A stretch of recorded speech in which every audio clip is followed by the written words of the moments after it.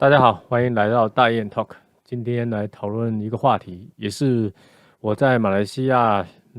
心里最大的一个疑问啊，就是什么呢？就是马来西亚的年轻人到底去了哪里？为什么有这样的疑问呢？就是我去了马来西亚的几个城市，给我的感觉就是除了就是首都吉隆坡以外的其他的很多城市，都有给我一种感觉，就是城市的老龄化特别严重，就是你感觉碰到了很多都是中年或者是老年人比较多就是还蛮多的，不能叫比较多，就蛮多的。然后相对来说，年轻人比较少，就是呃就是特别明显。然后另外还有就是本身城市的人口感觉也比较少，就是密度比较低，人好像也蛮少的。从那个城市，就是就是的建筑的规模就是说你看那个建筑的规模跟城市的大小来讲，我感觉人口还是偏少，就感觉好像对，就是心里会有这么一个疑问，就是马来西亚的年轻人到底去了哪里？然后后来我就开始慢慢的去了解，有当地人有跟我这么去讲，有一个特别有意思的讲话，他就说，嗯，马来西亚是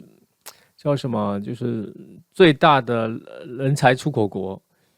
这是马来西亚当地的人跟我调侃的一句话，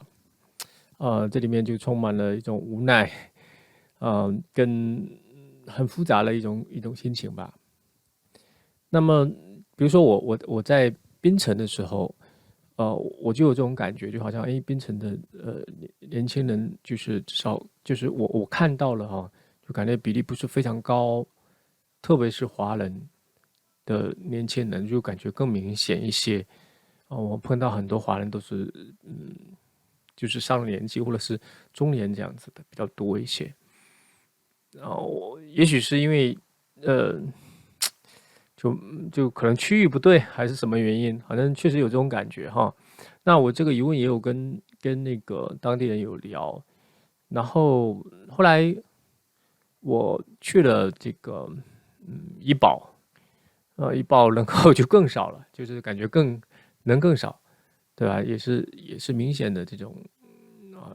人口外流的那种感觉，对，所以这蛮明显的。后来我也慢慢的了解一些资料，然后就知道说，其实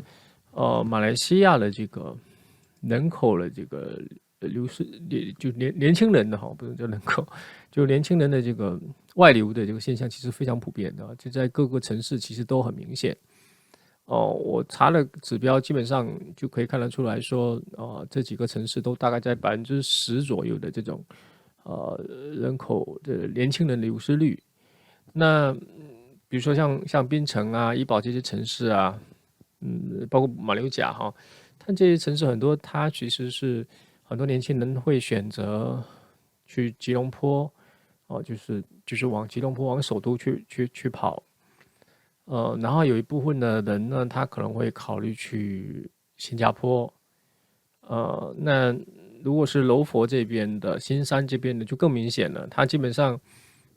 就是新加坡的一个虹吸效应嘛，所以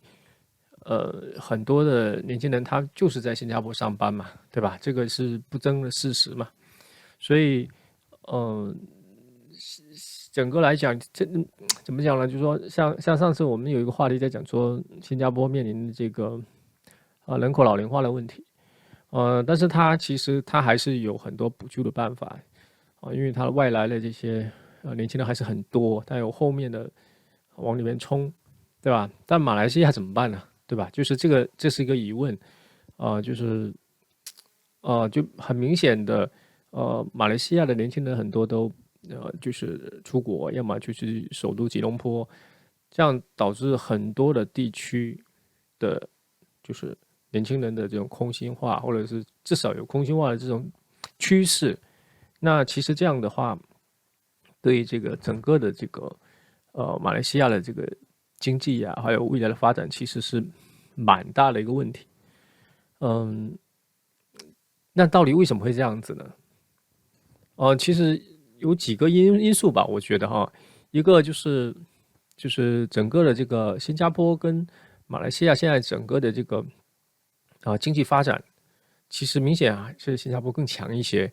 那薪资呢也会比较高，就整个收入水平。另外还有一个汇率的这种差异，因为原来的汇率，他们说原来就1点几、1.5啊左右啊这样子的，现在都已经3点几、4点反正就是三四左右吧哈。反正记得我要去看那个，对，反正就是汇率的这个影响也蛮大的，所以就导致这个吸引力的这种就业的吸引力来讲，收入的吸引力来讲，其实还是蛮大的。然后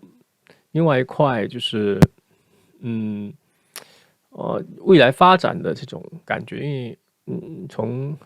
不管去新加坡还是去吉隆坡，可能相对来说给人的感觉就是说，未来发展的机遇还是会相对会多一些，对吧？就是不只是收入的问题，而是未来的发展的空间，所以也是年轻人更愿意去那里去闯，这也是很正常的。另外还有一个就是，很多人提到的是，好像也不是很能放得开讲的一件事情，就是说马来西亚它其实是有一种叫固打制的，对，所以它其实固打制，我不想在这个里面讲的特别清楚哈，就是说，也许我们哪天可以讨论一下这个事情。那我今天就大概说一下，就是说，固打制其实对于很多人来讲可能不了解，它其实就是马来西亚内部的一种分配机制的一种政策性倾向，就是不同族群之间它有一种倾向，那这样子其实会导致非本土主义的这些人，他面临的一些就是不一样的压力有人可以把它理解成有不公平的成分，当然也有不同的说法哈，我就不想展开这件事情，就是说，但是呢，就说它确实是会给一部分的年轻人造成一种压力，然后所以他们会选择说，那不然我就去换个地方，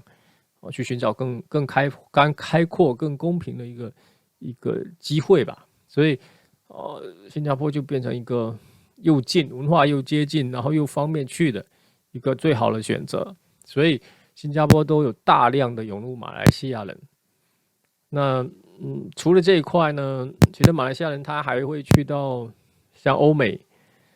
美国澳大利亚，然后英国因为这些都讲英语嘛，所以对他们来说，其实还是比较容易的。然后就说我自己的经历，我在日本有碰到马来西亚人，在台湾也有碰到马来西亚人，对，在中国大陆也有碰到马来西亚人，所以确实他们很多年轻人都在往外跑，往外找机会，所以这就是现状，所以就会导致马来西亚现在非首都地区的城市确实在逐渐的老龄化，年轻人变少的这种状态。虽然也许没有那么严重，但是它毕竟是存在的。这也是我比较担心的地方而已。因为我还是蛮喜欢马来西亚的，所以我才会去想说，哎呀，其实对，我也希望马来西亚会发展的越来越好，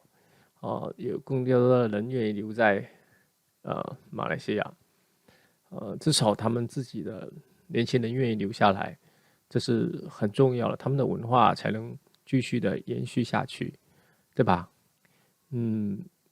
但是确实有很多现实的问题，那这些东西可能一时半会也改变不了，我们也只能说